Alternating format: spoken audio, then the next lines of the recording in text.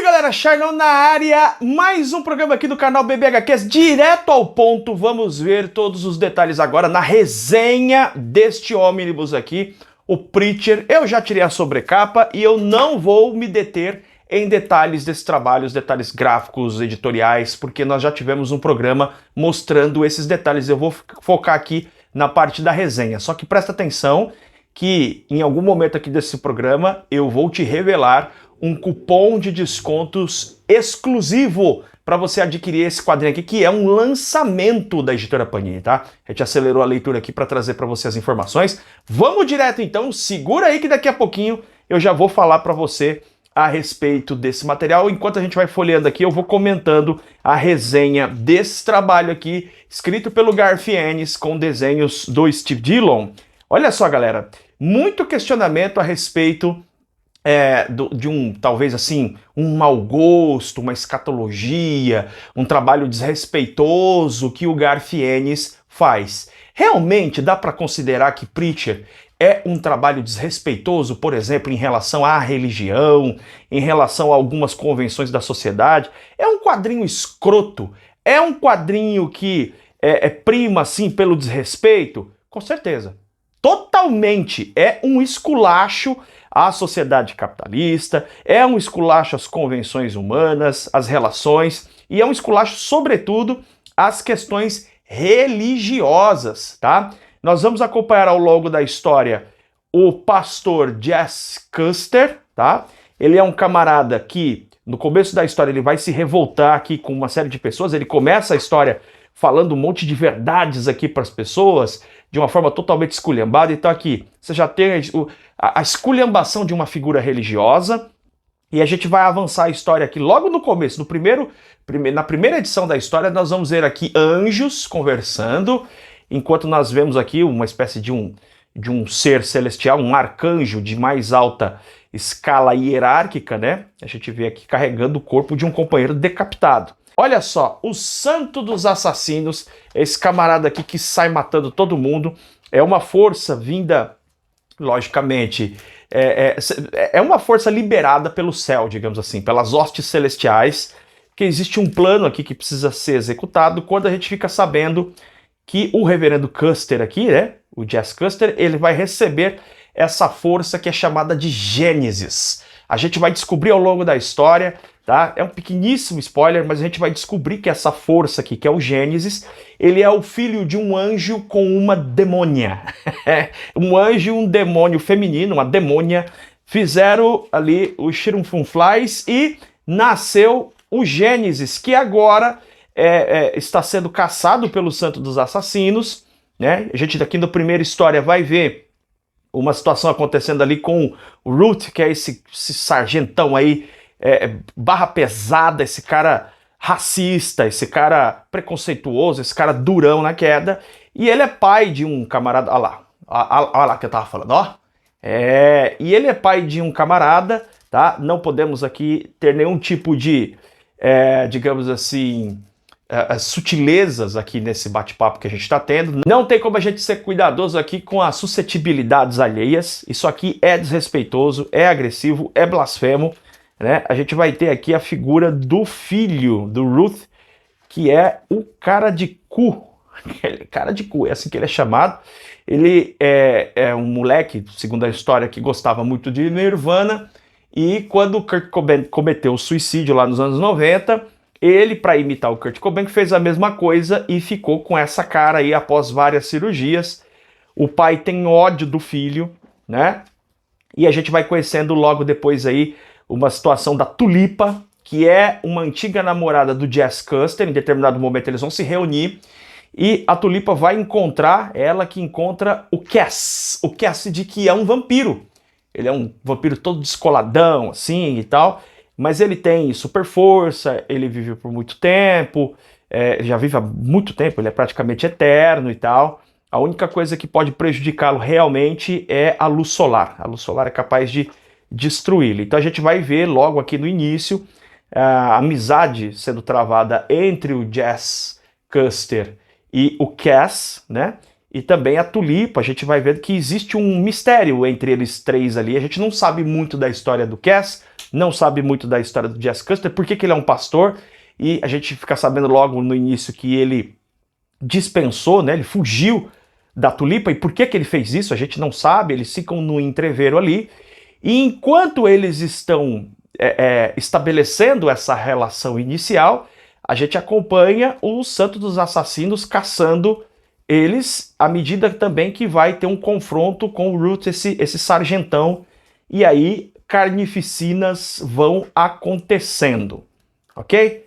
As capas aqui eu já mostrei quando comentei sobre o trabalho editorial aqui, as capas do Glenn Fabry é fora de série, as capas são muito boas, e esse quadrinho aqui, ele é esse esculacho total, ele é blasfemo mesmo, tem vários momentos aqui, piadas de péssimo gosto em relação à figura de Jesus Cristo, em relação à figura de Deus, mas tem um detalhe importante que eu preciso explicar em relação ao roteiro, tá?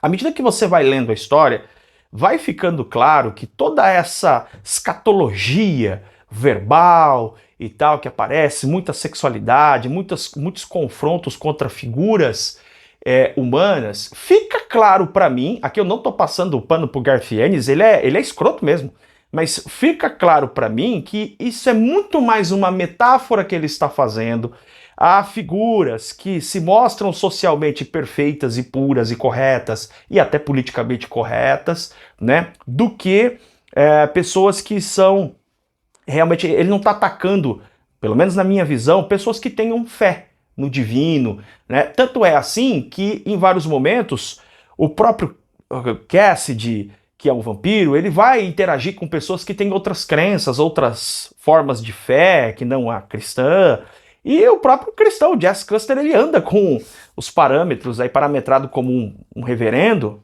né? Mas em momento algum me pareceu que isso é um ataque à fé individual das pessoas ou à própria figura da divindade. Não me parece que seja isso. Me parece que é um ataque ao discurso religioso predominante muitas vezes, né, que tenta estabelecer padrões de moralidade numa sociedade, enquanto que essas pessoas mesmo que estabelecem esses padrões de moralidade são violentas, abusivas, tirânicas, né? Há aqui, por exemplo, uma situação em que nós vamos conhecer a avó do Jess, né? É um arco bem interessante, esse arco aqui com o Custer. Aqui a gente vai conhecer um pouco sobre a vida do pai dele e tal, e por que ele virou reverendo. Vai ter um momento que ele vai contar pra Tulipa aqui por que ele fugiu e tal. Então nesse momento tem um arco bem longo aqui onde a gente vai saber detalhes a respeito da vida dele. E a gente vê que tem essa metáfora, essa questão aí, né, dessas relações humanas aí estabelecidas através da questão da religiosidade. Então é dessa forma que eu vejo, tá? Agora, não é um quadrinho recomendado para pessoas que não queiram lidar com esse tipo de escatologia. Ah, eu não gosto de violência, agressividade gratuita, brutalidade, não gosto disso. Então, nem chega perto disso aqui, porque isso aqui pinga, né? É pecado, blasfêmia. O próprio quadrinho avisa que ele tem 1080 páginas, 1080 pecaminosas páginas, né? Mas veja que não é só grupos religiosos. Aqui a gente vai ter também grupos de góticos sendo atacados ao longo da história, grupos de milionários que que dão vazão para suas perversidades particulares. Tudo isso vai acontecendo à medida que a gente vê que o Cass vai ter uma missão de encontrar Deus. Ele descobre em determinado momento que o Todo-Poderoso não está mais no trono, não está mais no céu, e aí ele precisa ir atrás dele, enquanto nós temos outros grupos aparecendo. Além desses que eu estou falando, dos ricaços, dos góticos e tal, existe um grupo que é liderado aqui, não inicialmente, mas a participação aqui do Star, né? É um grupo que tem a questão ali do Graal, né? Eles protegem o que seria o descendente de Jesus Cristo, aquela história lá que você vê no Código da Vinci.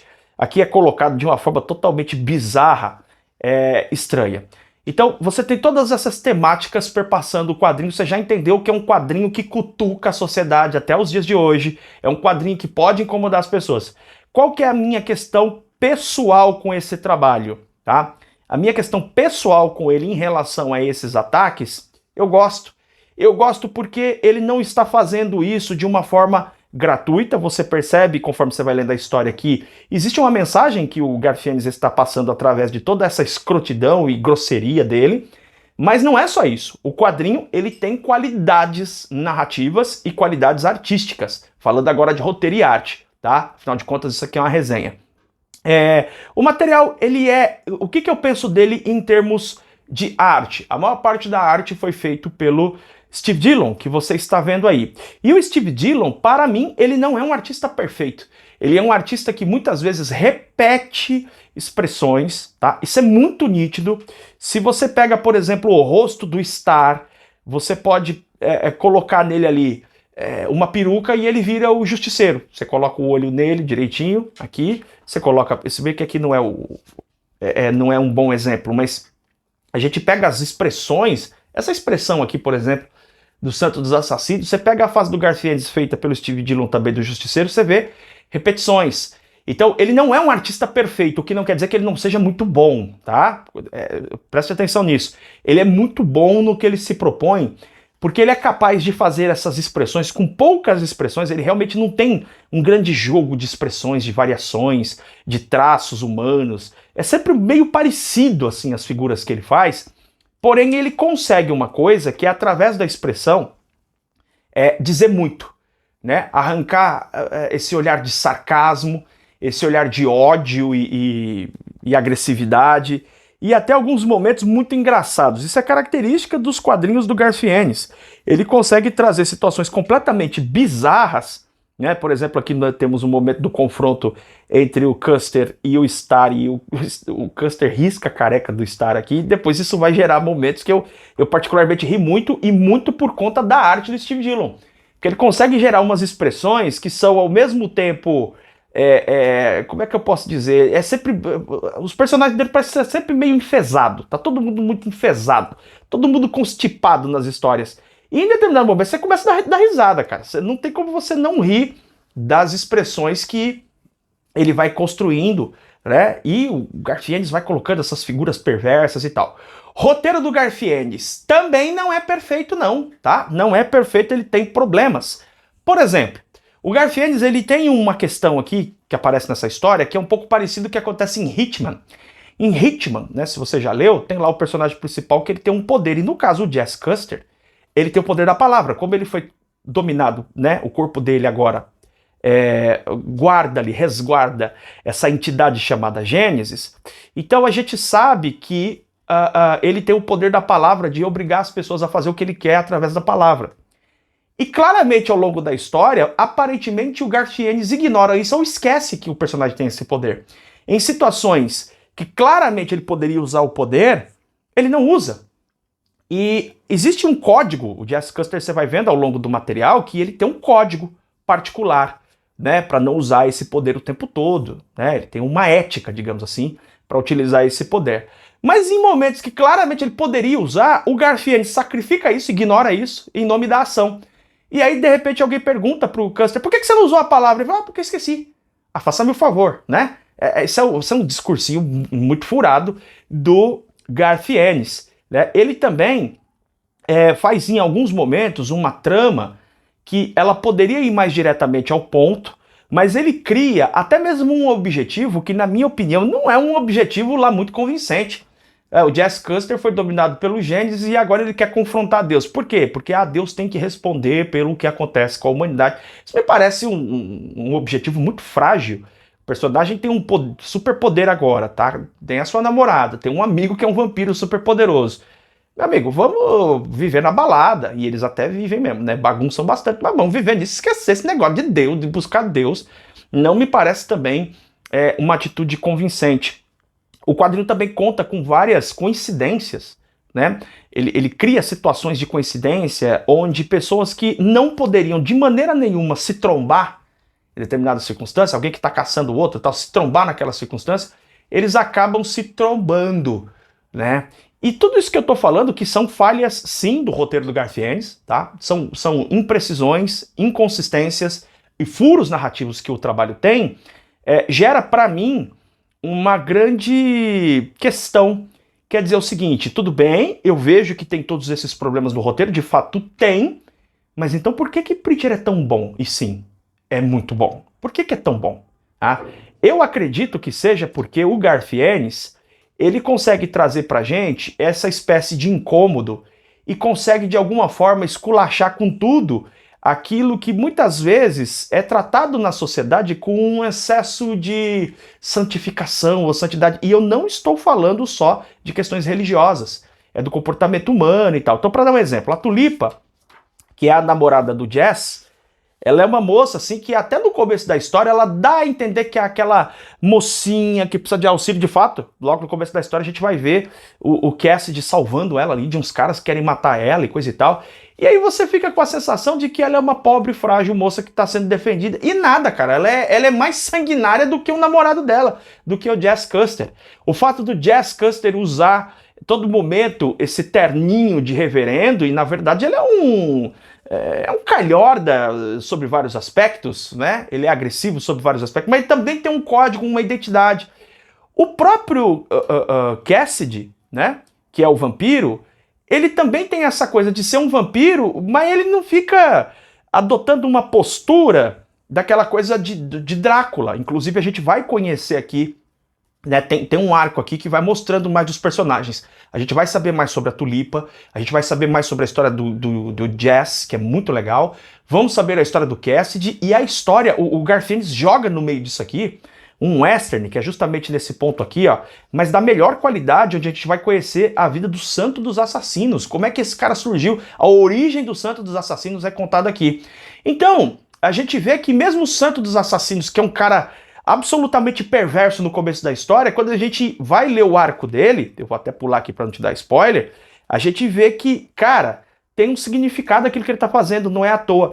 Então, qual que para mim é o grande trunfo desse trabalho aqui? Além dele ser pecaminoso, muito engraçado, divertido, eu confesso para você, eu nunca tinha lido Preacher, é a primeira vez que eu tô lendo, confesso a você que até esperava mais violência mais gráfica, e tem bastante, mas até esperava mais.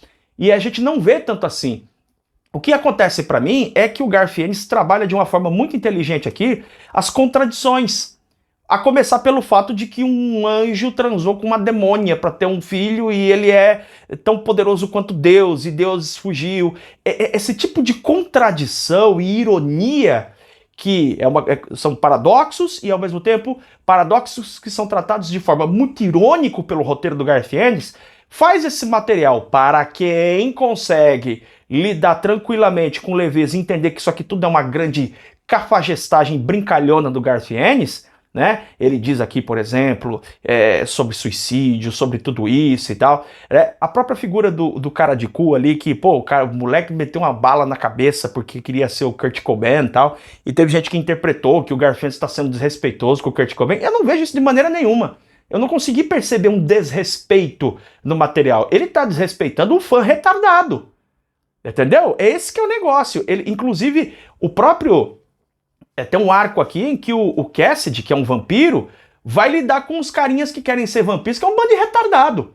Então, essas ironias que são tratadas, quer dizer, um vampiro, como é que é gente boa, mas que também tem o seu lado sombrio, a gente vai ver ao longo desse arco, que eu não vou te dar spoiler, evidentemente. O Jess Custer, ele aparece como uma figura bastante cínica, mas quando você conhece ele mais de perto, você vê que, na verdade, ele é um cara, assim, muito...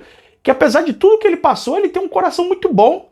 A Tulipa, que pode parecer no primeiro momento bastante frágil, é o contrário. Na verdade, ela é extremamente perigosa, perversa, embora seja amorosa. Então essas ironias e paradoxos transformam os personagens em personagens muito cativantes. Eu confesso a você, de verdade mesmo, que eu fui fazendo turnos de leituras, porque eu maratonei esse trabalho e acho que fiz a coisa certa, foi uma delícia ler esse material assim.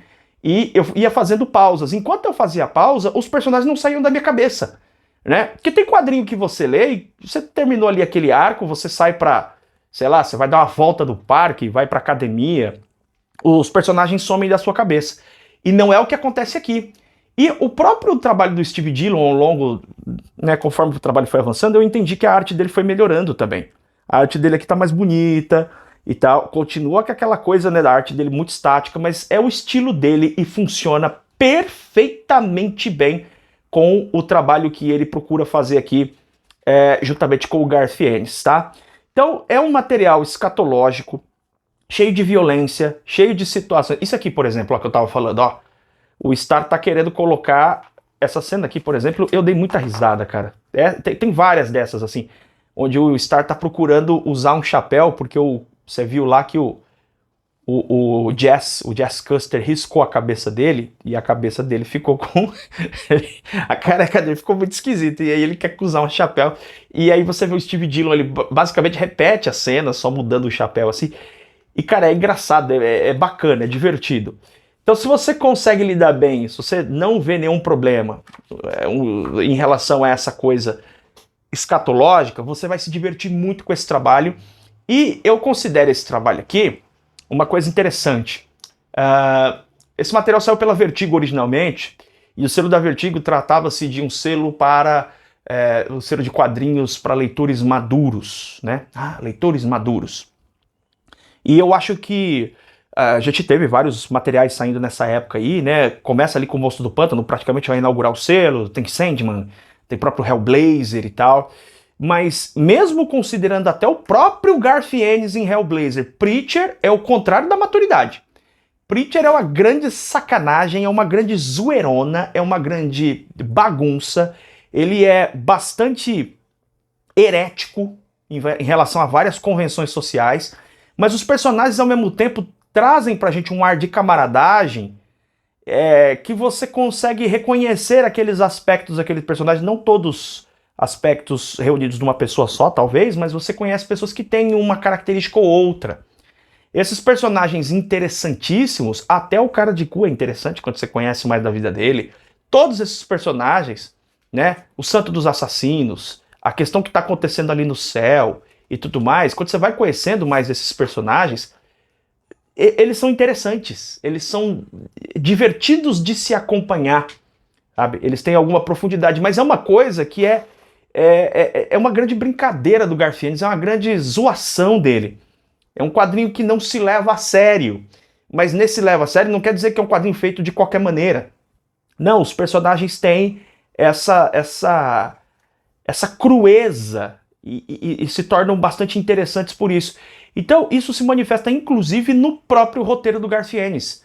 Ele claramente não estava preocupado em fazer tudo bonitinho, amarrar as pontas. Não, cara, ele estava escrevendo um quadrinho para ele, e eu particularmente me diverti muito reconhecendo que ele tem falhas, mas essas falhas nele, eu sei que é meio piegas dizer isso, mas são falhas que trazem um charme específico pro material, tá? São charme, um charme. É como você pegar um velho disco de vinil para ouvir um disco do Led Zeppelin, quer dizer, um som... Você vai ouvir aquele chiado, você vai ouvir aqueles problemas sonoros e tal, e tem gente que não gosta, tem gente que não, tem que ser tudo limpinho, tudo afinadinho, tudo legalzinho, tudo bonitinho, né? Esse quadrinho ele tem uma atitude mais punk rock, ou mais classic rock, é uma coisa mais pé na porta, ele não tá interessado em fazer as coisas tudo limpinho, organizadinho, bonitinho para você não. E eu particularmente gosto. Digo ainda mais o seguinte, esse quadrinho aqui mostra por que as pessoas da minha geração são até hoje tão apaixonadas e saudosistas em relação a Vertigo. Porque o que é isso aqui? Isso aqui não é quadrinho para leitor maduro, isso aqui é um quadrinho perigoso. Um quadrinho perigoso. E você vê isso, né, na parte de sessão de cartas que eu vou comentar brevemente. Eu li a sessão de cartas, eu vou comentar daqui a pouquinho. Mas eu só quero concluir aqui dizendo para vocês o seguinte, que esse material aqui, ele fechou, assim, ó, porque esse é o primeiro volume, vai ter o segundo. Ele fechou no ponto preciso para deixar você naquela ponta da cadeira, assim, que fala, tá bom, eu quero mais. Eu lembrei, quando eu tava lendo esse material, eles terminam aqui esse arco partindo para uma nova jornada, para uma nova etapa da jornada. Sabe o que me lembrou na hora, assim, na minha cabeça? Eu recordei do final de Senhor dos Anéis As Duas Torres. Quando acaba ali, tem aquelas guerras todas, aquela situação toda, e aí você vê vários combates, invasões e não sei o que, e quando termina aquilo, o filme termina com o Sam e o Frodo dizendo, bom, agora a gente tá vendo a montanha, agora a gente vai pra lá. Quer dizer, o ápice da história ainda vem, né? E justamente eles terminam essa história aqui nesse ponto de que, ó, nós vamos nos reunir, e agora você já está conhecendo mais os traumas de cada um deles, você já conhece mais os personagens, você já conviveu com eles, você já sabe das limitações até de caráter de cada um deles, e eles terminam, né? Aparentemente aqui o Cass, ele até despede do Jazz, parece que eles vão se afastar, mas aí ele fala, não, vambora, vamos todo mundo junto, tá? E os três se mandam nessa jornada e você vai acompanhar a sequência do tipo, cara, vem muito mais por aí, termina de uma forma empolgante, o material é muito sensacional. Pra mim, tá? Minha experiência como leitor é tudo isso mesmo. Tem problemas, tem defeitos, mas, cara, isso aqui é como ouvir um vinil do Led Zeppelin. Os erros dele dão um charme, uma característica pra ele. E se você puder, de novo, né? Se você não tiver problemas com essa escatologia, você vai curtir isso aqui. Se você é alguém que considera-se uma pessoa mas com mais pruridos, com mais consideração em relação ao sentimento das outras pessoas, você é uma pessoa que toma cuidado com palavras mais blasfemas, não chega perto disso aqui, porque isso aqui pinga veneno, cara. Isso aqui é o quadrinho mais venenoso que eu já li. Sem sombra de dúvida. Eu já li Simon Hanselman, eu já li Robert Crumb. Eles, sinceramente, com todo respeito a esses grandes quadrinistas que eu amo todos eles, mas o que o Garfienes faz aqui é de outro patamar, até pela grandiosidade da obra e tal. É um quadrinho assim que esculhamba todo mundo e não é, repito, é importante dizer isso, não é só uma esculhambação em relação à questão religiosa, tá? Isso é o que fica mais marcado pelo plot da história, mas não, ele vai esculhambar aqui vários grupos. Grupos de góticozinhos metido a bestas, pessoas que fazem ali politicagem de botequim, pessoas que, enfim, vários grupos supostamente revolucionários, tá? Então assim, ó, ele ataca só aquela figura conservadora, branca, cristã, religiosa. Não, o Garfienes não cai nessa esparrela, essa bobagem de achar que pessoas que fazem parte de minoria são legaisinhas só porque fazem parte de minoria. Ele esculhamba a maioria, ele esculhamba a minoria, ele esculhamba gente que religiosa, gente não religiosa, pretensamente superior intelectualmente e tal, porque não se dobra à ignorância social. Ele esculhamba todo mundo e eu adorei isso. Eu vou contar o cupom agora para você. Somente hoje, tá? Dia da gravação desse vídeo, dia 2 de novembro, feriadão. Você pode adquirir esse ônibus aqui, que é lançamento, tá? Numa condição muito especial. Clicando no link aqui na descrição, você vai ter a oportunidade de comprar Preacher com 10% de desconto aplicado, mais 15% com o nosso cupom especial. Ou seja, você vai pagar 25% menos nesse material aqui para você adquirir, tá? Se você é alguém que gosta de escatologia, zoação, você vai gostar disso aqui, tá bom? Então vai aqui na descrição, clica no link, é só hoje, é só nesse dia 2 de novembro, você comprando pela Mundos Infinitos, que é a loja que enviou esse quadrinho aqui pra gente, tem o melhor trabalho de entrega, embalagem pra você. O trabalho funciona maravilhosamente bem na Mundos Infinitos. Eu recomendo que você compre na Mundos Infinitos e você pode aproveitar somente hoje esse cupom especial de 25%. Tá bom? Sessão de cartas rapidinho aqui é o seguinte, quando você lê a sessão de cartas, você vê essas coisinhas aparecendo, né? A sessão de cartas não é de todas as edições, ela pega algumas, faz algumas seleções, mas é muito interessante ler essa sessão de cartas. E aqui a gente vai acompanhar esse zum de gente. Ai, vocês falaram não sei o que do Kurt Cobain, não pode falar do Kurt Cobain. Cara, o cara que comentou isso, sinceramente, não entendeu a história. Ele não tá falando do Kurt Cobain, ele não tá subscrevendo o suicídio trágico do grande líder do Nirvana. Ele tá subscrevendo a idiotice do fã apalermado. É disso que ele tá falando. O fã retardado que vê lá o cara e, não, vou fazer igual. É disso que ele tá falando. Tem gente que questiona aqui, ai, porque as crianças não podem ler, sei o que, essa violência, sei o que. E o Garfienes responde, o Garfienes fala assim, o problema são os pais que não cuidam dos filhos. Eu tenho que diminuir agora a qualidade da minha história porque as crianças estão lendo Preacher? O pai que cuide. Perfeito, concordo também. Tá? E dizer isso não quer dizer que eu concorde com tudo do Garfienes, não. Mas o Garfienes, ele tem essa coisa que eu disse que às vezes falta em muitos quadrinhos, que é essa coisa perigosa, isso que a gente gostava na Vertigo. Era um quadrinho que você lia que mexia com você, mexia com as suas percepções e não de uma forma gratuita e barata.